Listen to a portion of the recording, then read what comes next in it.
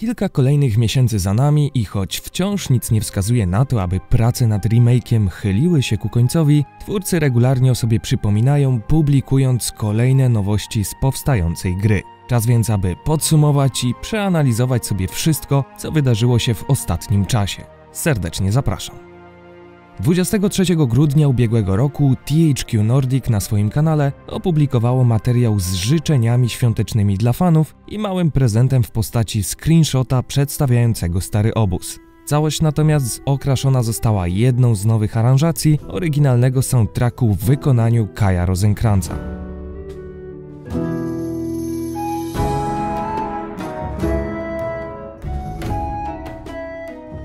I chociaż w przypadku większości fanów odbiór filmu i przedstawionego na nim aktualnego stanu starego obozu był bardzo pozytywny, to tym razem też w wyniku ponownego pojawienia się głosów krytykujących nieco wypraną w ich mniemaniu kolorystykę remake'a, temat ten został w końcu poruszony przez Kaja w oficjalnej dyskusji na Discordzie. Pamiętacie jeszcze screeny starego obozu z ubiegłego roku? Kompozytor pisze, że już wtedy, po ich publikacji, sam zwrócił uwagę na zbyt wysoki poziom nasłonecznienia lokacji, który znacząco wypala barwy. Osobiście zaproponował wtedy zmniejszenie tej intensywności, by zrównoważyć scenę. Sam efekt w dużej mierze został jednak też spowodowany charakterystyką pracy silnika Unreal Engine, w którym światło może wpływać na każdy pojedynczy piksel. W pierwszym Gothicu coś takiego było niemożliwe i ograniczało się do naświetlania wielokątów, przez co wywoływało też zupełnie inny rezultat. Kai zwraca uwagę, że nowa technologia rządzi się swoimi prawami, a znaczna część finalnego wyglądu Gothica 1 była zwyczajnie spowodowana ograniczeniami narzucanymi przez stary silnik gry. Chodzi o na przykład nieco komiksowy aspekt estetyki wizualnej, widoczny w kolorach, postaciach, stworzeniach i ich proporcjach, na który zdecydował się wówczas projektant gry, by zrekompensować ograniczenia technologii 3D.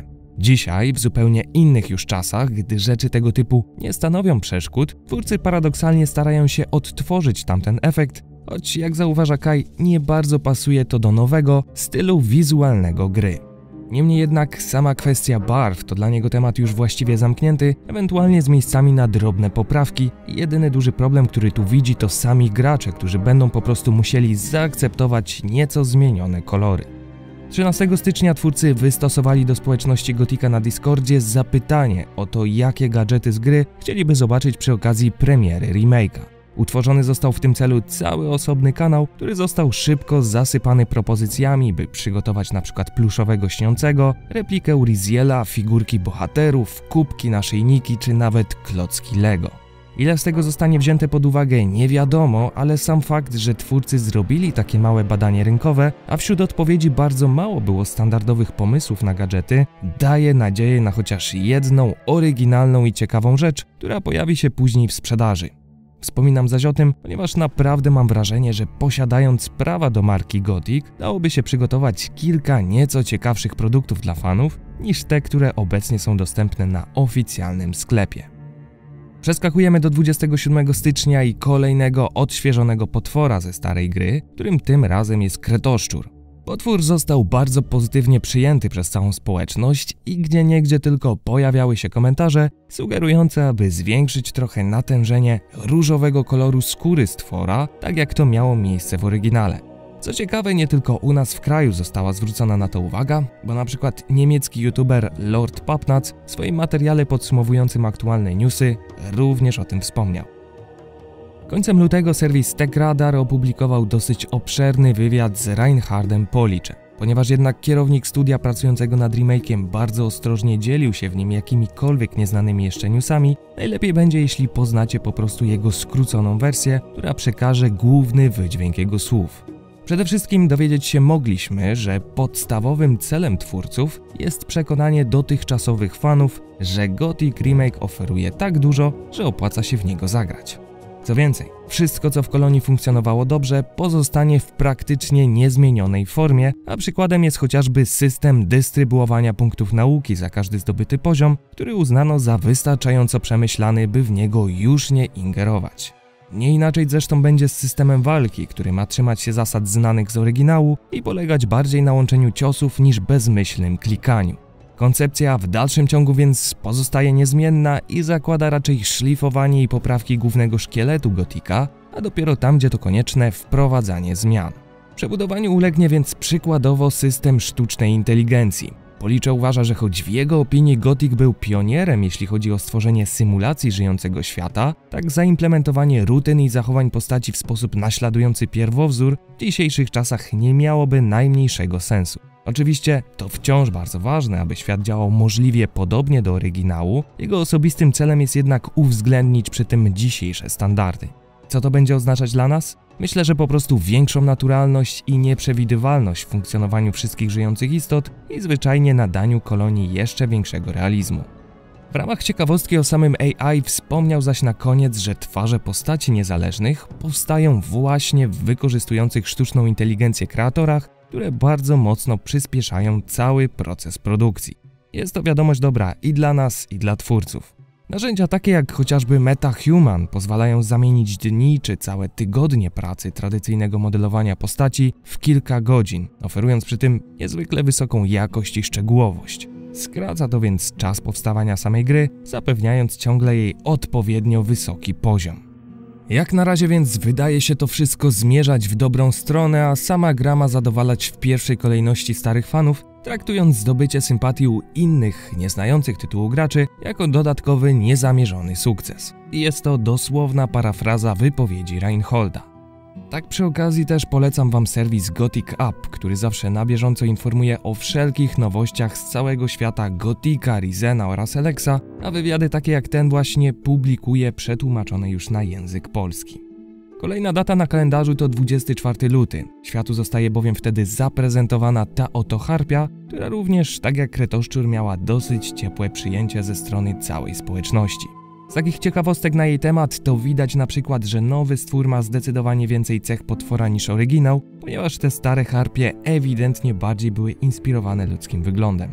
Przyznam, że jestem naprawdę ciekaw, czy te wszystkie nowe wersje potworów, które ostatnimi czasy się pojawiają, wpasują się w świat i ducha starego Gotika. W sieci dużo dyskutuje się na temat często nawet najdrobniejszych szczegółów publikowanych artów, ale osobiście uważam, że warto wziąć pod uwagę fakt, iż ten nowo powstający tytuł nie będzie taką 100% kopią tego wszystkiego, co zaoferował nam oryginalny Gothic, choć oczywiście twórcy bardzo się o to starają. Dlatego myślę, że warto podchodzić do niego z otwartą głową, nawet jeśli znajdujecie się w obozie przeciwników jakiegoś danego rozwiązania, bo ostatecznie może ono też w ogóle nie mieć wpływu na całokształt, a sam tytuł wykreuje swój własny, unikalny klimat. Bardzo zgrabnie ujął to zresztą Rock, który jakiś czas temu wypowiedział się na temat remake'a w jednym ze swoich filmów. Ludzie, którzy robią remake'i, muszą się zmierzyć z dwoma rzeczami. Po pierwsze muszą zrobić poprawną grę, dobrą grę, po drugie muszą być pewni, że ta gra będzie lepsza od poprzedniczki, by starszym dzisiaj ludziom dostarczyć te wrażenia, które oni mieli tam 20 lat temu. A to nie jest łatwe do zrobienia, ponieważ 20 lat temu byliśmy młodsi i wszystkie nasze wrażenia były spotęgowane przez pewną naiwność, w której żeśmy funkcjonowali. Więc to zawsze jak człowiek starszy, to patrzy na te rzeczy zupełnie inaczej. A chciałby się czuć tak samo dobrze, jak się czuł, kiedy był dzieciakiem. I dlatego mówię, że to jest rzucanie się z motyką na słońce, ponieważ nie ma absolutnie szans, żeby deweloperzy byli w stanie dowieść te wrażenia, których w 2001 roku dostarczył nam Gothic. Nie ma na to szans, ale trzeba podchodzić do tej gry z otwartym umysłem i starać się dobrze bawić. Zbliżając się już ku końcowi, przed wami fotografia, która ostatnio obiegła internet i która to przedstawia bezpośrednie ujęcie z gry. Pojawiła się ona na austriackim portalu Der Standard po wizycie jednego z dziennikarzy w mieszczącym się w Barcelonie studiu Alchemii. Jest ona o tyle interesująca, że prezentuje aktualny stan budowy gry wraz z jakimś już konkretnym przedsmakiem stylu graficznego, jaki zaoferuje remake. Jak widać, naprawdę wiele zmieniło się stylistycznie od teasera z 2019 roku. Bardzo dobrze uważam też, że zdecydowano się na umieszczenie pasków zdrowia i many, bo nie wiem jak dla was, ale dla mnie od razu jakoś poprawia to klimat tego zdjęcia. Podana również została informacja, że prawdopodobnym i w miarę realistycznym terminem premiery może być 2024 rok. Idąc dalej, oto następna aktualizacja, czyli grafiki prezentujące modele broni, które opublikował serwis TechRadar. I chociaż wydaje się, że przynajmniej dwie z nich nie mają swoich odpowiedników w oryginalnym tytule, co znaczy, że prawdopodobnie przedstawiają zupełnie nowe narzędzia walki, tak resztę udało się już dopasować do starych i znanych z Gothica oręży. Zrobił to na przykład Hubert Śledziewski z serwisu Gry Online, który porównał w artykule te modele, które udało mu się znaleźć. I tak na przykład możemy zobaczyć chociażby rzeźnika, czyli jeden ze staroobozowych mieczy, charakterystyczny topór Laresa, czy też negocjatora Lestera. Oprócz tego mamy Cordelas, który wyglądem bardzo przypomina miecz strażnika, zwykły topór i łuk, będące właśnie tymi nowymi broniami, a także jeden oręż, który rozpoznano w artykule jako miecz wojenny lub też ulepszona jego wersja, czyli miecz Kaloma. Umieściłem go na końcu, bo choć bronie wyglądają dosyć podobnie, to tu akurat nie jestem do końca przekonany, czy to jest to samo. Dajcie znać w komentarzu, co sądzicie na jego temat. Tym sposobem dochodzimy do ostatniego dzisiaj już punktu, jakim jest opublikowane na Prima Aprilis zdjęcie prezentujące nowy czar w Gothic Remake o nazwie Deszcz Beczek. Według opisu ujęcia z gry zdaje się, że jako fani bardzo prosiliśmy o to od dawna, więc twórcy wreszcie implementują to rozwiązanie, dzięki któremu ma już nigdy nie zabraknąć nam beczek. Oczywiście nie jest to pierwszy raz, gdy twórcy publikują coś tego typu 1 kwietnia, wystarczy wspomnieć grafikę z 2021 roku, gdzie zaprezentowany został G-Shop, czyli sklep z mikropłatnościami do Gothica. Za odpowiednią ilość gotówki mogliśmy sobie wtedy po prostu wykupić różne przedmioty w grze, co było oczywistym żartem. Reasumując to wszystko, proces produkcyjny posuwa się coraz dalej do przodu i co chwilę wręcz odsłaniane są przed nami kolejne fragmenty powstającego w Hiszpanii tytułu. Nie mam wątpliwości co do tego, że do końca tego roku zobaczymy już jakieś pierwsze, bardziej konkretne materiały z gry, biorąc pod uwagę stadium, w którym znajduje się remake. Także nie pozostaje nic innego jak czekać i trzymać kciuki, żeby wszystko szło zgodnie z planem.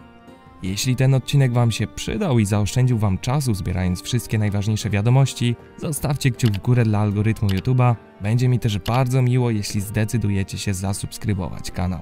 Widzimy się w kolejnej części, dzięki za uwagę i do usłyszenia.